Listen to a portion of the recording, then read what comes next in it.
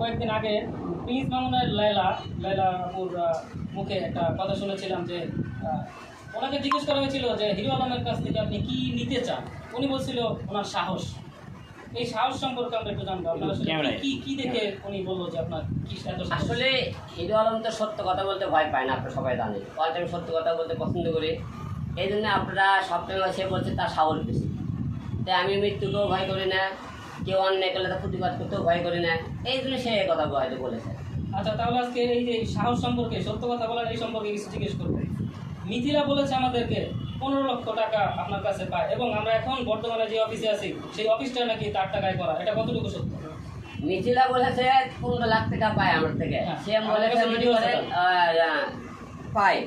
দেখেন কোনো লোক তাকে 2 কোটি টাকা দিয়ে বলতেছে আমি তোমাকে বিয়ে করবো, সে 2 কোটি টাকা ব্যাংকে আসলে দেখবেন। 2 নম্বর কথা, অনেক টাইমে আমাকে বলছে 15 লাখ টাকা। 15 লাখ টাকা সাক্ষী করবেন হলে সে অফিসে কাগজ দেখে অফিসে দখল করতে বলবেন। হয়তো বা উনি তখন বলছে যে অনেক ভালোবাসা আবেগ, আবার এই 15 লাখ ভাই সব কিছু পেলে ওই অনেক কিছু অ্যাক্সেস করে মিছিলে অনেক কিছু বলতেছে। আমি তার নামে মানে মামলা করছি, তার কত প্রমাণ আছে, কত সাক্ষী। আপনি ওই এমন একটা মেয়ে প্রতিটা, আপনি সাংবাদিকরা আছেন না, আপনি অনলাইনে একটা খারাপ নেগেটিভ একটা ক্যাপশন দেবেন, আপনি দেবেন মামলা হবে। কয়েকটা প্রশ্নের উত্তর আমাদেরকে দিবেন ভাইয়া। এই যে মিথিলা উনি বলেছে আপনি নাকি পুরুষ প্রস্টিটিউট, আমাদের কাছে ভিডিও আছে, 500 টাকার বিনিময়ে আপনি মেয়েদের বেডে চলে যান, এটা কতটুকু সত্য? আমি একটু একটা প্রশ্ন দিয়েছি আপনি। মিথিলার বিভিন্ন অস্বস্থ ভাষায় কথা বলার জন্য তার নামে মানহানি মামলা করেছি। আপনার নামেও 5টা মামলা করেছেন? ওই 5টা আমার নামে 100 মামলা আছে। মামলা করার অধিকার সবার আছে, কোর্টায় সাক্ষী প্রমাণ। সে আমার নামে মানহানি মামলা কেন করছি? ওই যে সমস্ত কথাবার্তা বলছে মিডিয়াতে, আপনি সবাই শুনেছেন আর কি। আবার যে লিটন মনে করেন যে কথাবার্তা বলে, সেই লিটন 2 দিন আগে আমার অফিসে আমার পাও চাপে সালাম করলে দেখছেন আপনারা ভিডিওতে, মিডিয়াতে। আলম ছাড়া কিছু বোঝেনি, সে আলমকে সে এখন গালি দেয়। ওরে আমি ফোন দিই, সে ফোন ধরে না। আমি করি কেন তুই গালি দিলে, তুই আমার অফিসে আমার পাও চাপে ধরে বললে গুরু আপনি আমি স্বপ্নে দেখি আপনি ছাড়া কিছু বোঝে না। হ্যাঁ, সে আপনি গুরু এখন তার দুষ্কুন হয়ে গেছে। একটা কথা জানি যে সম্পর্ক যেখানে শেষ বদনাম সেখান থেকে শুরু। আমরা আরো কয়েকটা প্রশ্ন করবো মিথিলা সম্পর্কে। না, মিথিলার সঙ্গে এখন প্রশ্ন করবেন না, এক কথা বলেছে সে মিথিলা অকষ্ট ভাবে কথাবার্তা মিডিয়াতে আপনাকে বলছে, আপনি সবাই জানেন। তার বিরুদ্ধে আমি মানহানি মামলা করছি, এক কথা শেষ। এর বিরুদ্ধে ওই বিষয়ে বাজে বাজে ভিডিও আছে, উনি বলছে আপনি 5টা মিথিলার 5টা। আমি তো উত্তর আপনি বলেই দিছে, মিথিলার অকষ্ট যে সমস্ত ভাষা বলছে তার বলে বিনিময়ে তার নামে মানহানি মামলা করছি, এক কথা শেষ। উনি যে মামলাগুলো আপনার নামে করেছে, আপনার কি মনে হয় প্রমাণ দিতে পারবে? প্রমাণ দিলে আদালতে কথা হবে, না দিলে নাই। উনিতে কত সত্যি কথা বলে সব তো আপনারা জানেনি।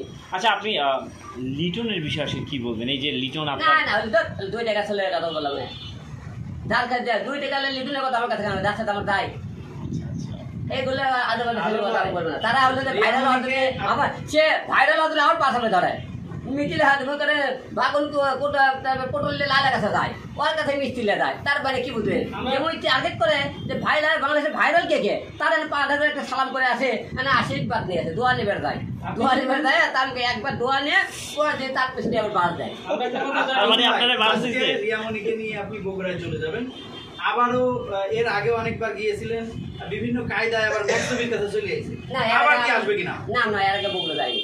এর আগে আমরা গেছি, এমনি যাচ্ছে। কিন্তু আমরা তো এখন, আমি তো বলে দিলাম যে আমার পরিবারের 2টা বাবা ছিল, আমার 2টা বাবা 2টা মা, 2টা বাবাই তো মারা গেছে। মারা যাওয়ার পরে আমার 3টে সন্তান, কিন্তু আর মনে করেন 2 মাকে দেখার মতো বর্তমানে কেউ নেই। যেহেতু মিডিয়া আমাকে বগুড়া থেকে ঢাকা আসতে 3-4 ঘন্টা সময় লাগে, তা আমি পরিবারকে দেখার মতো এত দূর তো অনেক নাচ গান করলাম, পরিবারের দিকে একটু সময় দিই। এবং বগুড়াতে আপনার সবাই জানেন আমার একটা কেবল লাইনের বিজনেস আছে, একটা নেটের বিজনেস আছে। এই জায়গা ব্যবসাটা আব্বা দেখতেছিল, যেহেতু বাবা মরে, তারপরে এটাও মনে করেন আমার মনে করেন এখন মনে করেন অবস্থা করে ভালো না। তাহলে আমি কোন দিকে যাবো? একদিকে আমার পরিবার, একদিকে আমার মা বাবা ছেলে মেয়ে, একদিকে আমার ব্যবসা, আবার একদিকে আমি মিডিয়াতে আপনাদের মধ্যে ভালোবাসা একটা মানুষ সব। সেদিকে মনে করলাম যে বগুড়া থেকে পালনের পাশে সময় দিই, ঢাকা থেকে একটু কমে দিই, ঢাকা থেকেও সময় তো আসতেই পারতেছি আমি অফিসে আমার। আচ্ছা আলম ভাই, অনেকে বলছেন এবং মিথিলা বলেছেন যে আপনি এই যে রিয়ামণিকে